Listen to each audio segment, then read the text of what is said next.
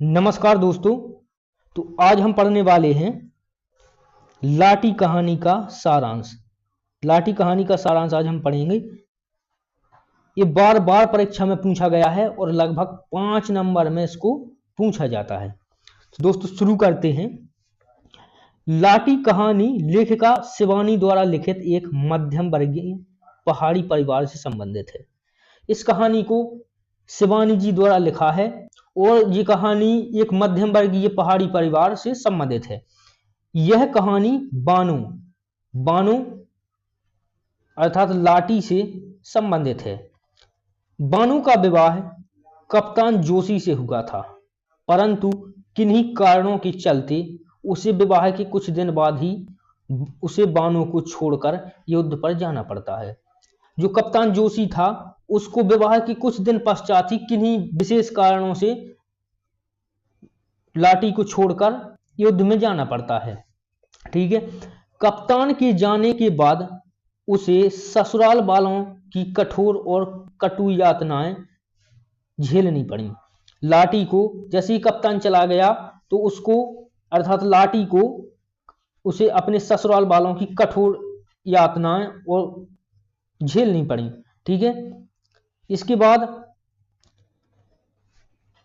झेलनी पड़ी जिसके कारण उसे क्षय रोग हो जाता है। क्षय रोग अर्थात टीबी। 2 वर्ष बाद कप्तान घर लौटता है तो उसे पता चलता है कि घर वालों द्वारा उसे टीबी सैनिटोरियम भेज दिया गया है। टीबी सैनिटोरियम मतलब एक हॉस्पिटल टाइप का होता है, वहां भेज दिया गया है। कप्तान बानो की दिन रात सेवा करता है। जो कप्तान है वो बानो की दिन रात सेवा करता है, परंतु उसके बचने की कोई उम्मीद नहीं रहती। ठीक है। बानो अपनी मृत्यु का समय निकट आने का आभास करके एक दिन नदी में कूद जाती है। जैसे उसको लगा, बानो को जैसे ही लगा कि अब मेरी मृत्यु नजदीक है, तो वह जाकर एक नदी में कूद जाती है। ठीक है। तो आगे है, कप्तान द्वारा ढूंढने पर उसे वह कहीं नहीं मिलती।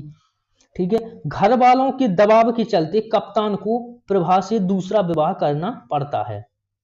घर वालों को जैसे ही लाठी गायब हो जाती है, नदी में डूब जाती है, बह जाती है, तो कप्तान को प्रभा से दूसरा विवाह करना पड़ता है। कप्तान और प्रभा 16 वर्षों बाद नैनीताल घूमने जाते हैं तो एक चाय की दुकान पर अचानक बानो लाठी के रूप में मिलती है। कप्तान उसे पहचान जाता है, परंतु लाठी को सब कुछ भूल चुका था। वह वैष्णवियों के दल के साथ रहने लगी थी। लाठी की मधुर